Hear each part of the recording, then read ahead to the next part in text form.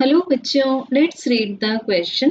Presently given है हमें दो statements A and B. Statement A में कहा गया है the position of centre of mass depends upon the shape of the body and the distribution of mass, and statement B में कहा गया algebraic sum of moments of masses of the system about the center of mass is zero। तो बच्चों सबसे पहले जब हम statement number A को ऑब्जर्व करेंगे, जिसमें कि हमें बताया है कि जो सेंटर ऑफ मास की पोजीशन है वो बॉडी की शेप एज वेल एज किसके ऊपर डिपेंड करती है, on the distribution of mass. तो इसके लिए हम डिफरेंट एग्जाम्पल्स ले सकते हैं। सपोज हम पहला एग्जाम्पल ले लेते हैं रॉड का। तो बच्चों रॉड के केस में अगर रॉड यूनिफॉर्म है तो हमें सेंटर ऑफ मास मिल जाएगा इसके हाफ ऑफ द लेंथ पर। देन बच्चों सेकेंड एग्जाम्पल जब हम ले लें यूनिफॉर्म सर्क्यूलर डिस्क का, तो इसमें हमें सेंटर ऑफ मास मिल जाएगा इसके ज्योमेट्रिकल सेंटर पर, यानी कि इसके खुद के सेंटर पर।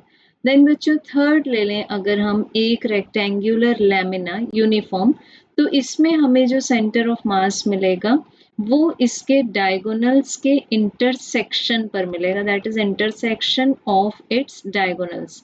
तो हम देख सकते हैं यहाँ पर कि डिफरेंट शेप्ड बॉडीज के लिए centre of mass different positions पर है, और जनरली वो लाई करता है, अगर बॉडी यूनिफॉर्म है तो उनके ज्योमेट्रिकल सेंटर पर लाई करता है। सो बच्चों हम बोल सकते हैं कि डिस्ट्रीब्यूशन ऑफ मास भी यूनिफॉर्म है यहाँ पर, तो statement number A is true. अब स्टेटमेंट टू में हम पहले तो एक एक्सप्रेशन ले लेंगे।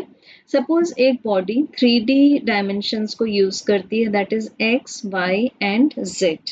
तो हमें इसका जो X coordinate of centre of mass मिलेगा that is 1 by the total mass of the body integral X D M, जहाँ डी एम एक छोटे से एलिमेंट का मास है। सिमिलरली हमें y मिल जाएगा 1 बाय m इंटीग्रल y डी एम, एंड हमें z मिल जाएगा 1 बाय m इंटीग्रल z डी एम। सो बच्चों यहाँ पर हम इन तीनों के इक्विवेलेंट वेक्टर एक्सप्रेशन को क्या लिख सकते हैं, the position vector of centre of mass is 1 by the mass of the body integral the position vector about the centre of mass. तो यहाँ हम इंटीग्रल आर डी एम से क्या बता रहे हैं, sum of moments of masses of the system about the centre of मास।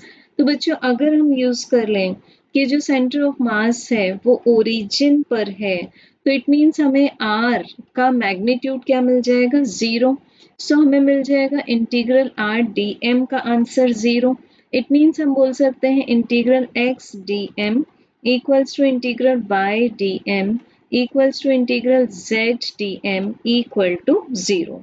सो इससे हम बता सकते हैं कि जो हमारे पास में रेगुलर शेप्ड होमोजीनियस बॉडीज हैं such as ring, then circular disc, then sphere और रॉड, इनको हम बोलते हैं रेगुलर शेप्स की होमोजीनियस बॉडीज जिसमें कि यूनिफॉर्म डिस्ट्रीब्यूशन होता है मास का।